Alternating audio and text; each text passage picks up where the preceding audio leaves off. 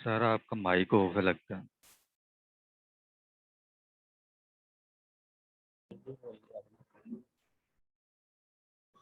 तो रिक्वायरमेंट की जो लाइफ साइकिल है उसमें क्या है, स्टेक होल्डर को आइडेंटिफाई करना, रिक्वायरमेंट को आइडेंटिफाई करना, और अगर कोई रिक्वायरमेंट में अंदर कोई कमी पेशी है अंडरस्टैंडिंग में या लिखने में तो उसको क्लैरिफाई करना, उसको रीस्टेट करना, रिक्वायरमेंट्स को एनालाइज करना, देन इसको डिफाइन करना इस तरह से कि तमाम स्टेक होल्डर्स उसको वही समझे, सेम ये ना हो कि एक बंदा उसको कुछ समझेगा दूसरा कुछ समझ, इस अंदाज से उसको क्या करना, राइट करना, डिफाइन करना, और फिर उसको स्पेसिफाई करना। स्पेसिफाई करना क्या है कि जो एसआरएस डॉक्यूमेंट के अंदर रिक्वायरमेंट लिखी जाती है उसको क्या कहते हैं, स्पेसिफिकेशन।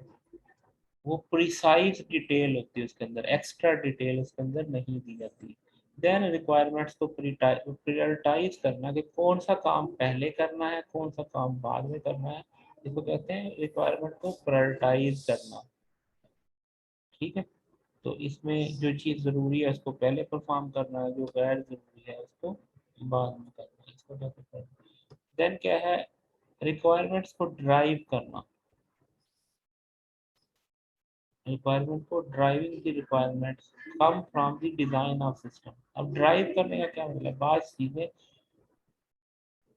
सीधे मतलब यूजर ने एक रिक्वायरमेंट लिखवाई, तो आपने कहा कि अगर ये रिक्वायरमेंट है इसका मतलब ये है कि इसमें ये चीज भी शामिल होनी चाहिए।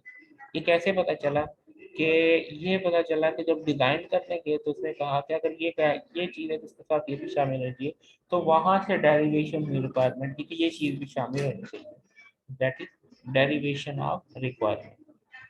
फिर पार्टीशन दी रिक्वायरमेंट, कि उनको कैटेगराइज करना, मिक्स नहीं करना है कि एक ही जगह नहीं करना, बल्कि जितनी भी चीज़ें पॉसिबल अलग अलग हो सकती हैं उनको अलग अलग ही रखना।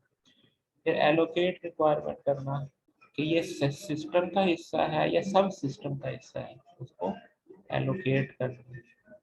ठीक है, फिर ट्रैक करना requirement, ensure addressing on. Tracking का क्या मतलब है कि आप इस चीज़ को कंफर्म करना कि वेदर ये रिक्वायरमेंट मीट हुई है या नहीं हुई, इसको क्या कहते हैं, ट्रैक करना।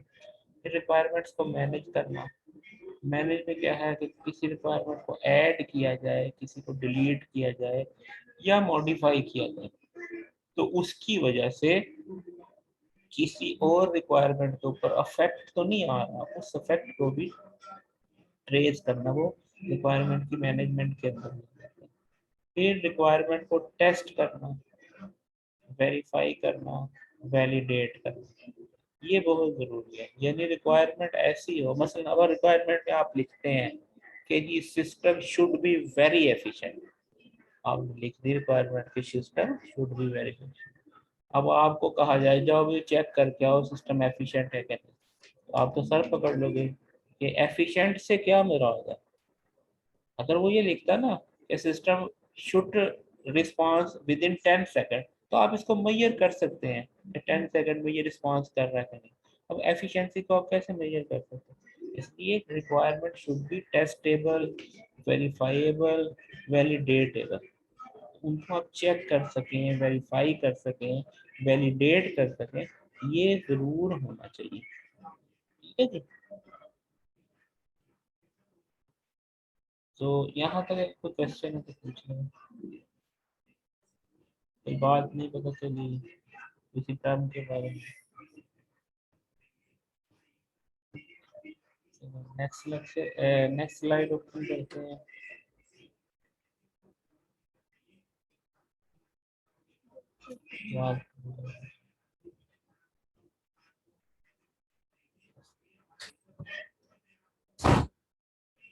इसके बाद है ये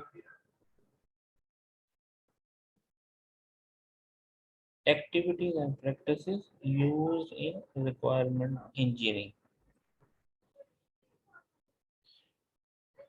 अब रिक्वायरमेंट के सही है, गुड रिक्वायरमेंट के लिए आप कैसे चेक करेंगे कि रिक्वायरमेंट गुड है या नहीं, तो उसके लिए जो क्राइटेरिया है, क्राइटेरिया फॉर गुड रिक्वायरमेंट, तो वो क्या है कि each requirement should be feasible.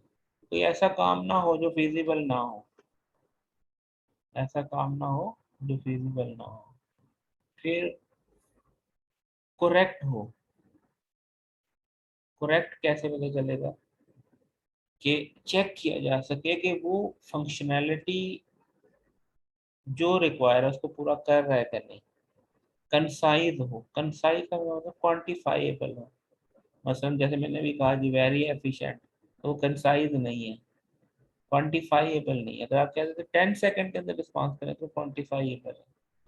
फिर अनएम्बिगुअस हो, ये नहीं कि हर बंदा इसको अलग ही मतलब समझे। कंप्लीट हो, कंसिस्टेंट हो, वेरीफाइबल हो, ट्रेसेबल हो, डिजाइन इंडिपेंडेंट हो, यूनिक आइडेंटिफायर, इनकी सारों की डिटेल आ रही है जरा यहाँ पे देखो।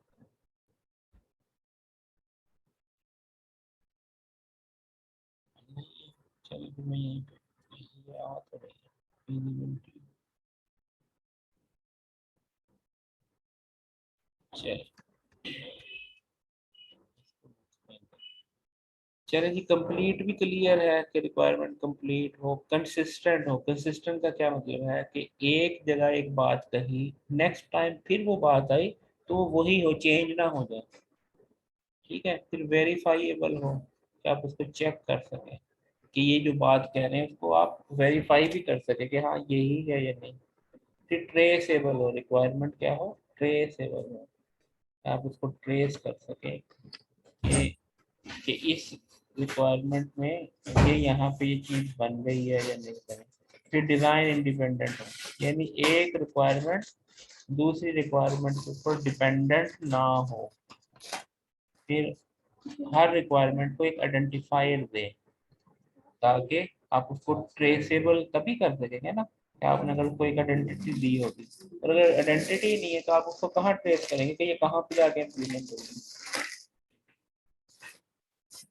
Relationship between requirement and development, requirement और डिजाइन के दरमियान क्या रिलेशनशिप है?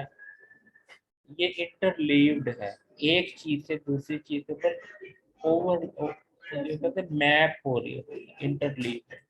They should ideally B separate process but in practice this is impossible.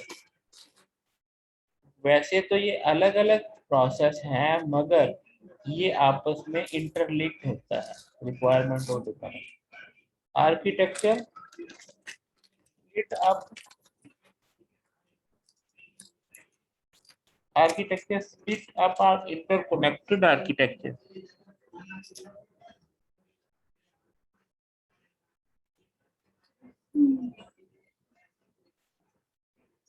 इसका क्या मतलब है कि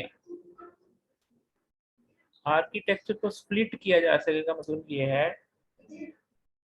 कि आपके जो different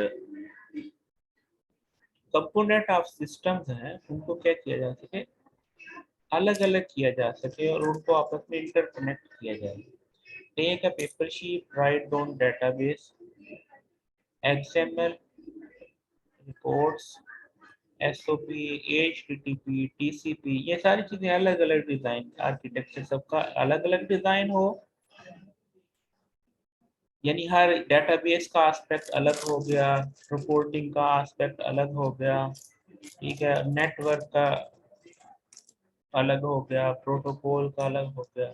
interaction between all the PCs of bank management system after that, जैसे बैंक मैनेजमेंट सिस्टम है उसके अंदर प्रोटोकॉल भी यूज होता है, उसके अंदर डेटाबेस भी यूज होती है, उसके अंदर रिपोर्टिंग सॉफ्टवेयर भी यूज होते हैं। ये सारी चीजें हैं, तो ये सारे क्या है, अलग अलग आर्किटेक्चर हैं और वो क्या है, वो इंटर कनेक्टेड है। Software designer create list of all required classes and piece of code. He define also method name, parameter, entities in database, number of servers, etc. जो डिजाइनर है वो क्या करता है, बस ये सारी चीजों की क्या करता है, क्लासेस बनाता है, सारी चीजों की क्लासेस बनाता है। अब ये रिक्वायरमेंट इंजीनियरिंग क्लासेस, ये यहाँ पे जो सेशन खत्म हो रहा है, मैं दोबारा सेशन करता हूँ वरना ये बंद हो जाएगा, स्टॉप करके भी दोबारा सेशन क्रिएट करता हूँ।